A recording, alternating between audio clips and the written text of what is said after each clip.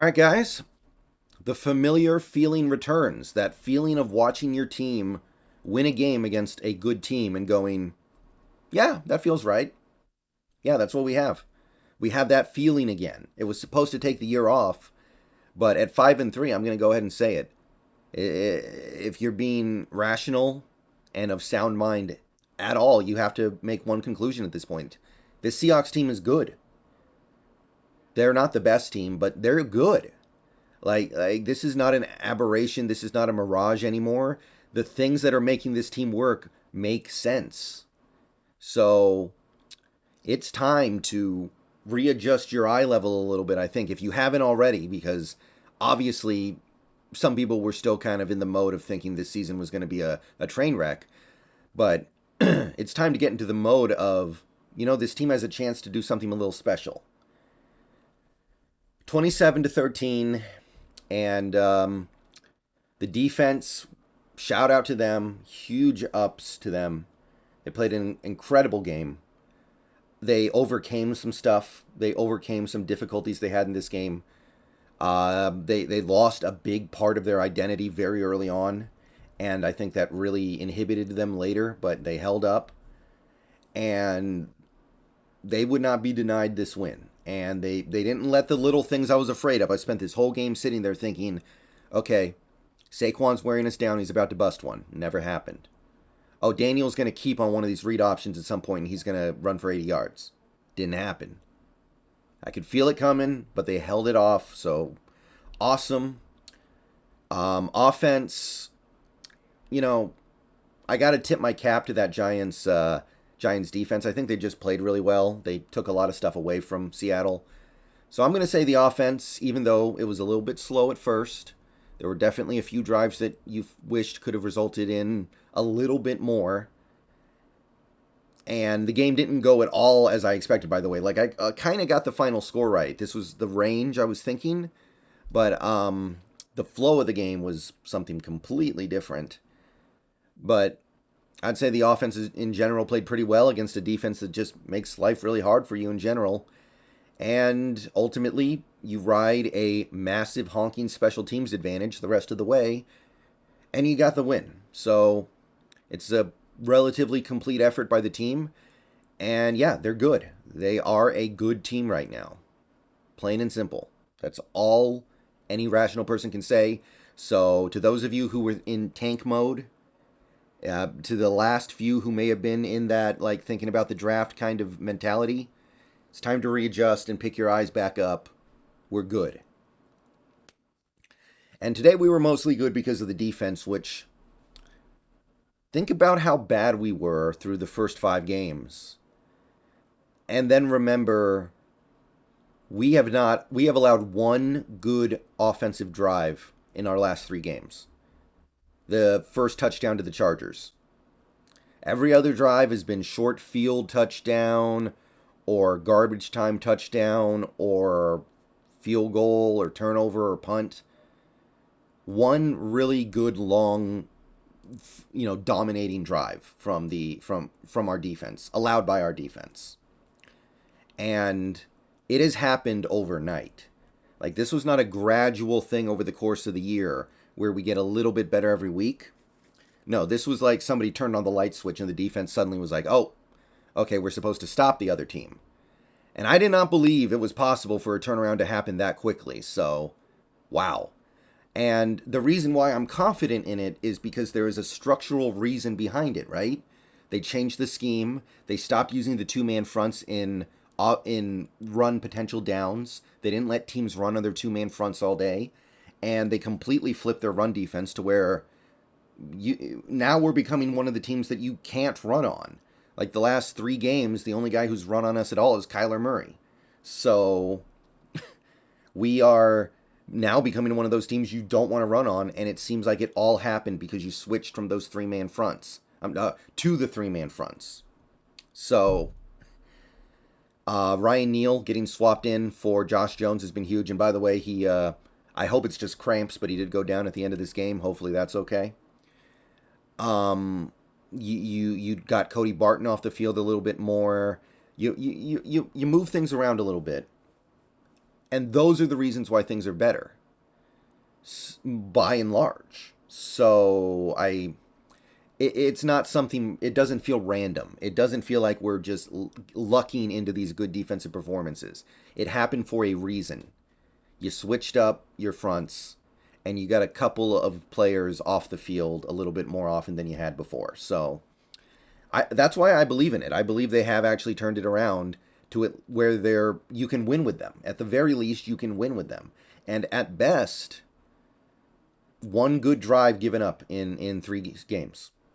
That's up there with the best defenses in the entire NFL. So that switch was truly flipped, and I didn't believe it could happen that quickly. I thought, maybe you see the defense get gradually better as the year goes on, but you have gone from the outhouse to the penthouse, and it's all started with the ability to stop the run. So that's the number one thing I want to call out on this defense from this game.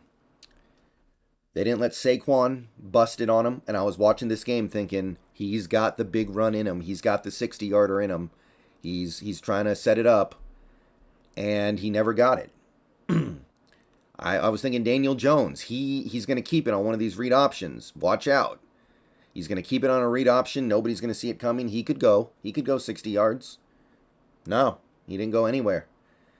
Completely dominant against this Giants rushing attack that has been one of the best in the league. Just awesome. And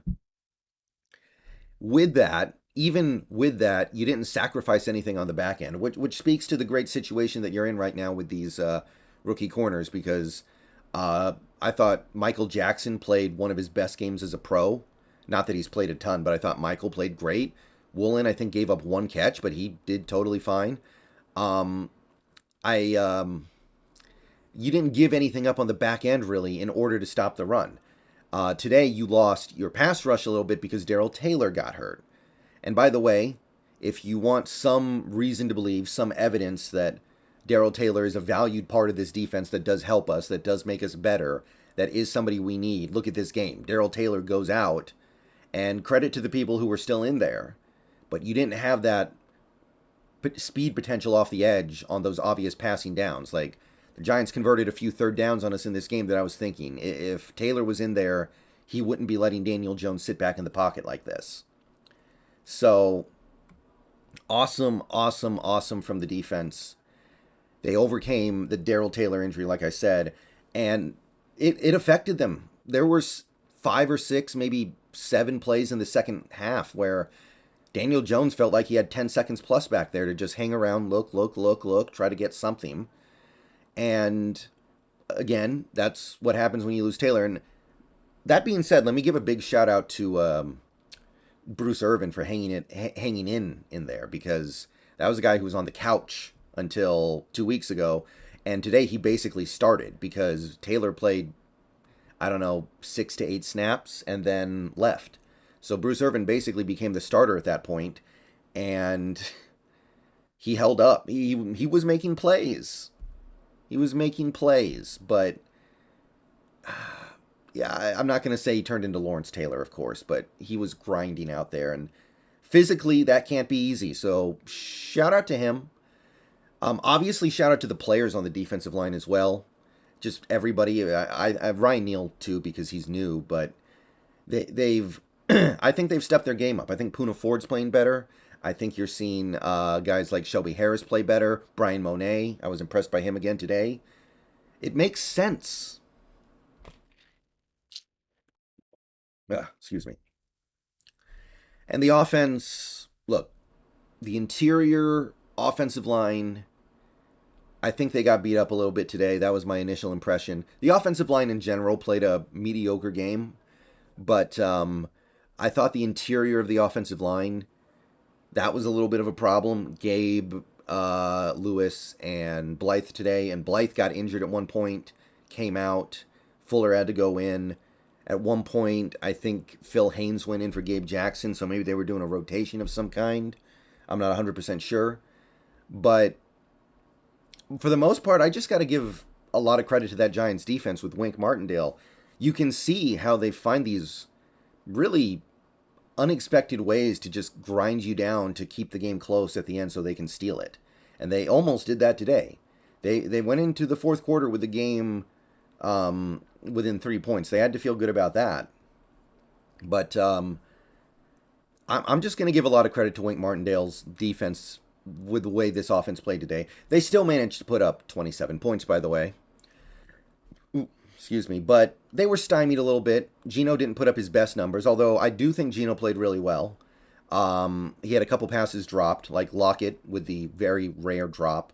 I think there was at least one other of a potentially big play. And he's making it happen out there. We know his number one and number two receivers are not 100%. And by the way, shout out to them for grinding out there too, by the way, because physically this couldn't have been easy on them. We know Lockett's working through some stuff that may have had something to do with why he played such a bad game. He had the fumble, he had the drop of the for sure touchdown.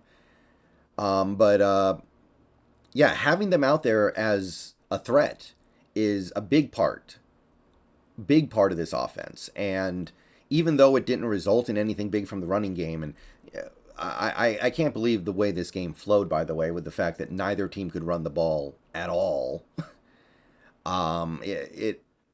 It just impresses me they were able to find a way to completely take away Walker and our run game without compromising themselves on the back end, because there was good coverage too. And you know they had to deal with Metcalf a lot in this game. He played a lot of snaps, and they didn't have to compromise their defense to deal with him. So I tip my cap. I thought we did some cool play calling stuff today as well, so can't be mad about that. Like the direct snap to Walker. You had there was another shovel pass to Disley, which never saw the Seahawks pull off plays like that in years past. So that was cool, and I mean it worked. You had a play where Lockett was lining up in the backfield and was the fourth down running back. So yeah, I'm still bullish on this offense. I wish we could find a more permanent solution in the inside of our offensive line, or specifically guard. Trade deadline is in 2 days, and I guess you could make an addition there. But yeah, good game there. And ultimately, the game was won by a massive special teams advantage. And it didn't start out amazing for the Seahawks. You had that one sequence where Pete was yelling at his special teams coach on the sideline because of a fair catch on a punt. And it wasn't off to an amazing start, but you win by default when the other team just fumbles the ball twice, the same punt returner, giving you essentially 10 points, which is most of the game. So yeah, you win by doing nothing if that's what your opposite if that's what the opposing special teams is doing. So they won that battle. And that kind of told the story of this game. This was kind of a classic Giants 2022 game, I think, where they find a weird way to keep the game close, and then at the end they find a way to get it done right at the end, and we shut it down. So I take something from that. I know this Giants team is not going to win 14 games this year or anything like that. I know they're not a top 5 team, but they are a pretty good team, and you took away the things they want to do. And on offense, I think you overcame something that I didn't expect. I didn't expect the running game to have this many problems, and I think the other big difference in this game, other than the special teams advantage, is that when our running game was completely taken away from us, we had a quarterback that you could just lean on a little bit more than the Giants could on Daniel. So Geno Smith, he makes all the difference in a game like this, I guess you could say, or a big chunk of the difference. So yeah, I'm just feeling good, man. I'm just feeling good about this one. It's a third game in a row, and it feels right? Like, you look at this Giants team, you look at these receivers, and you're like, is this a joke? This team shouldn't throw the ball for more than 100 yards on us until garbage time. And then it kind of plays out that way. Daniel Jones did nothing for a huge portion of this game. You look at these matchups and you go, okay, I think Geno can throw on him a little bit if we have our receivers. And you do. So, yeah, the team is good. That's really the main takeaway I want from this video. The team is good. And it's time to readjust your expectations and readjust your vision for the kind of year that we're having. It's official. All right, guys, we're going to stream a little bit later, stream during the second half of the Sunday Night Football game. It's pretty cool, guys. It's pretty cool. We've got cool, calm-headed leadership at the front, and something is actually really coming together here. So more on it in the stream.